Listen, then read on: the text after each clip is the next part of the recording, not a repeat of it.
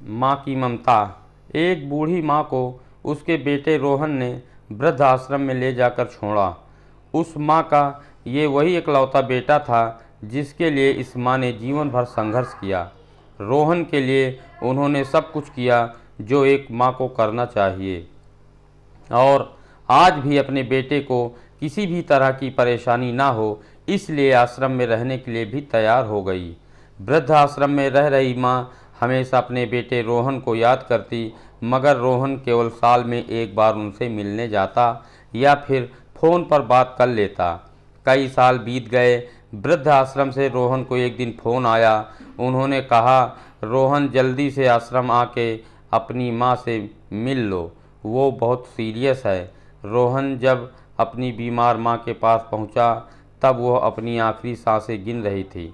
रोहन अपनी माँ से उसकी आखिरी इच्छा पूछते हुए कहा, माँ, मैं तुम्हारे लिए क्या कर सकता हूँ, बताओ। माँ ने कहा, बेटा, इस आश्रम में गर्मी और मच्छर बहुत ज़्यादा हैं, यहाँ पर कुछ पंखे लगवा देना।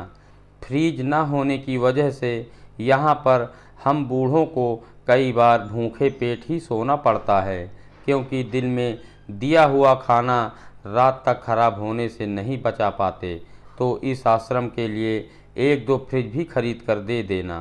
रोहन ने अपनी माँ की सारी बात सुनी और अपनी माँ से पूछा, आपने इतने साल यहाँ पर निकाल दिए पर आपने कभी भी यह बातें मुझसे नहीं कहीं, और जब आपके पास टाइम नहीं बचा है तब आप यह सब कह रही हैं, ऐसा क्यों?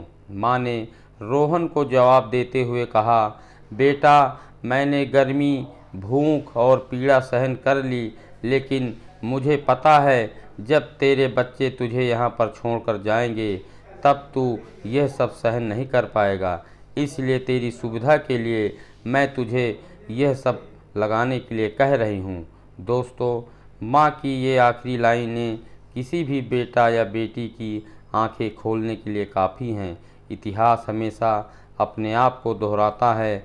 अगर आप चाहते हैं कि आपके साथ अच्छा व्यवहार हो तो आपको भी दूसरों के साथ वैसा ही व्यवहार करना पड़ेगा। धन्यवाद।